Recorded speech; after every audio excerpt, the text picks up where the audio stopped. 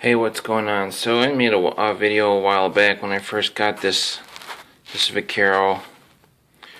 Actually, I don't know if I ever posted that, but I did at one point mention. If I didn't mention, I've been meaning to do it. Just put a larger front sight, or put a Smith & Wesson rear sight, adjustable rear sight. I've seen that they do that to Ruger Vaqueros. I didn't really look into that any further than I saw that some people had done it. Oh, jeez. What the heck is going on? Try to knock this camera off. Trying. So this is what I ended up doing. I was planning on pulling my hair out, man. So if you didn't see the other video I was talking about it, they cut this rear sight out. I mean, they cut this frame out way too big. I mean, it's really sloppy. There's lots of airspace between your front sight and your rear sight. This should be about half that size. They really open it up, and I guess it's for cowboy action, so you can find your front sight. But you know, I already talked about that. I don't like that. If I want to go to the range and shoot precision, I want precision sights. You know, they should have cut them real fine, perfect, accurate sights. And then if you want that open, if you're shooting big steel targets or something, then go ahead and have it, you know, cut open, or you know, file your front sight skinnier to give it more space if you're doing that. But now, once you take metal away, you can't put it back. So that's my take on that. I mean, these sights are horrible, the worst I've ever seen in my life. They're way too sloppy. The sloppiest sights. And what I mean by sloppy is, I mean, you look at your front post in the sight, and here's your rear sight. Here's your front sight.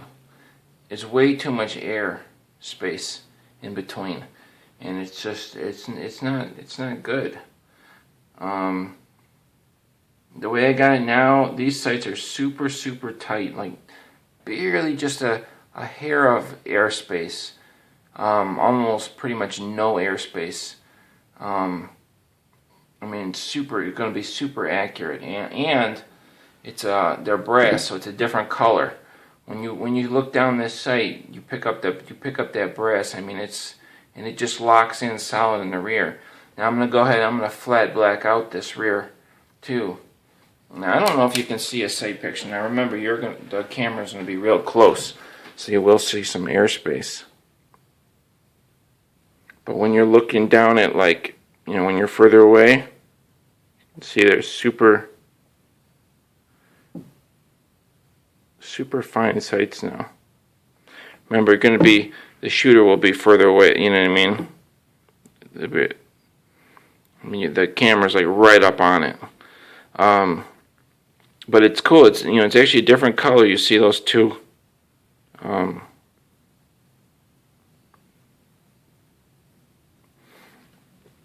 brass rings, and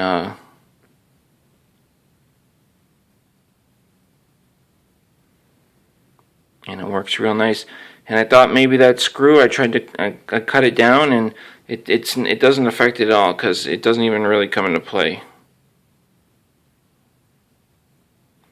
So that screw is totally fine. I put a satin finish on it that's the same finish as the frame, so when it's coming down, it just blends in with the frame. I mean, you see the brass rings, and that's how I did that. It looks a little weird, but the reason I did it like this is I can take the screw out. These are press fit in there, but I can take them out, clean them, and do whatever I want to do, and put them back in, and they don't have to be. Whereas if I grind this down, or grind the back and make it, I'm gonna have to try and perfectly fit those sights in. Whereas I cut the bottom off, But regardless of when I put them in, if they're turned to the right, turned to the left, they're going to be perfectly in sight. So that's why I left them like this, and they're totally fine. So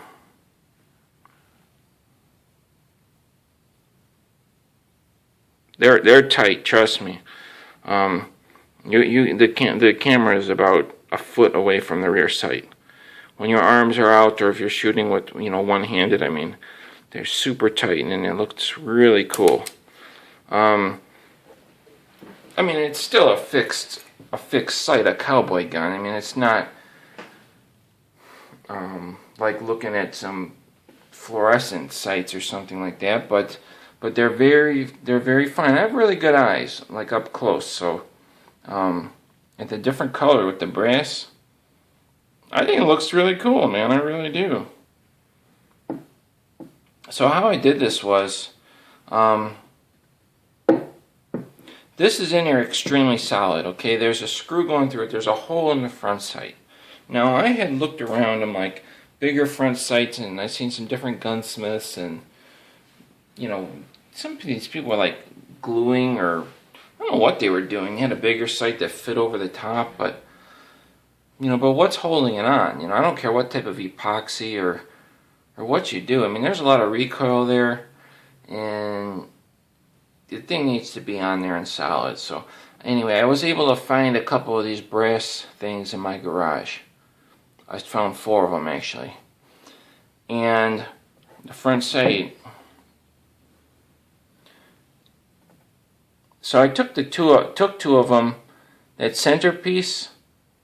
First, I drilled a hole through the front sight that was the same size hole as this brass piece, and then this one fit. It was close. I had to hand file the center part till they would get to where they were going to just be pressed in, where they would fit. Then I ground those down. That centerpiece, I ground it all the way down to where there would be room for both of them to go in, but the sight would still be, pressed in. And after I ground them down, and I cut this sight down on this side in the bottom, and I cut, I just grinded the bottom flat, and then I grinded the other side flat, made them even. I mean, you could literally put this one on this side, this one on that side. They're the exact same. And then I just took a vise and I pressed them in.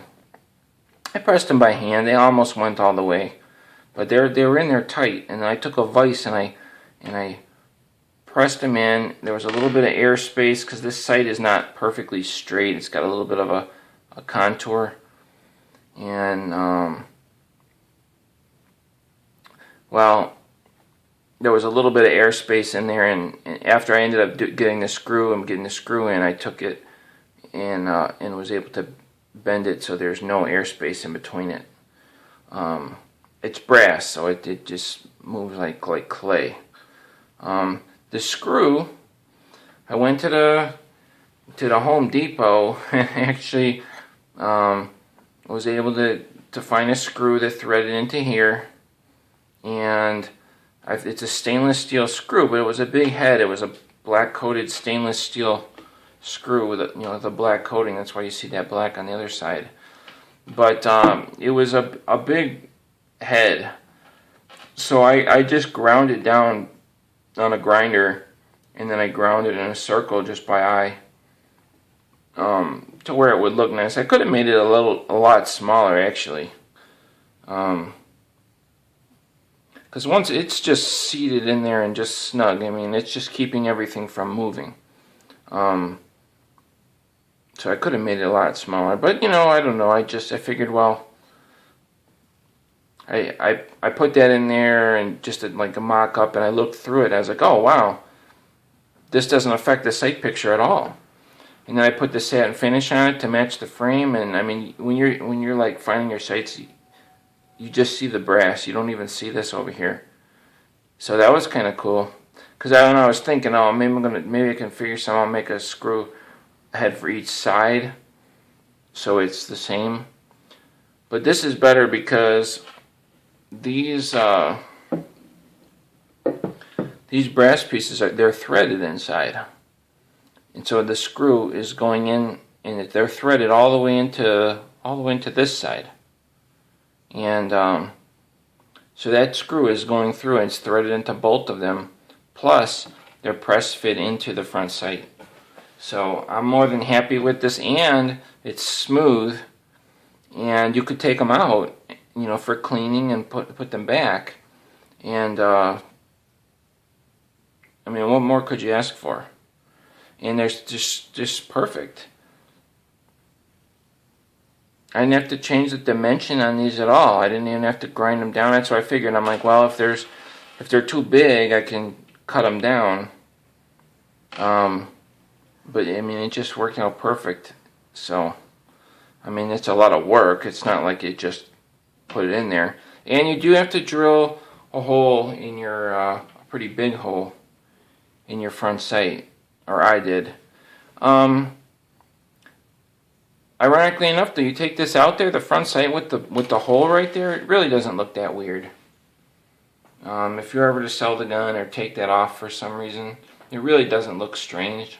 But the sights were so terrible, like they were so horrible that I just had to get a thicker front blade on there. I want it to look cool, I want it to look nice, but I just wanted a thicker blade, and I'm really happy with the way it looks. Some people might think it looks bad, but I think it looks pretty damn cool.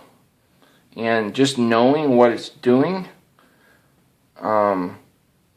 you know, knowing how much more capable this gun is, I mean, you could shoot, I haven't shot it yet, but believe me, when I get to the range, it's going to be shooting 1-inch groups, little tiny groups, like all my other guns with real accurate sights. Because there's nothing wrong with the gun, you know. And yeah, you get a Ruger Blackhawk or something. Yeah, I don't need adjustable sights, I just need fine sights that are accurate. You know, so this is like perfect. You get the real fine sight picture of the adjustable sights, but you don't have to worry about them coming out. So, awesome. Gun has been safety checked, by the way. So this gun, this is my little custom Vaquero, man, that I just pimped out. Look at that. It's just awesome, man. I'm just so happy with it. It's just like, I don't know, it's just crazy, man. It's just, and then, you know, I have no money in parts. I mean, this is stuff I just found. I went and I paid like 60 cents for 2 screws, that screw that I cut down there. And, you know, just a lot of hard work and ingenuity and, you know, the gun world makes so much money, I think, because they, nobody's ever happy. They buy these guns, it's like, nothing's perfect, you know? You could find something wrong with every gun that you buy. So it's kind of cool to take a Vaquero and be able to do stuff to make it just, you know,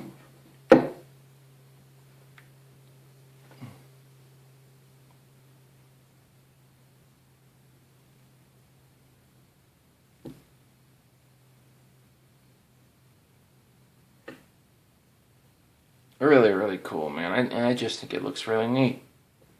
I mean, really does. Really, really does. That's crazy, isn't it?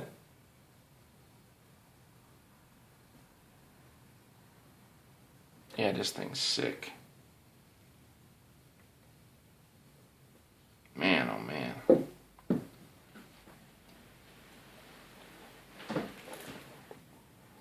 I'll see you guys later.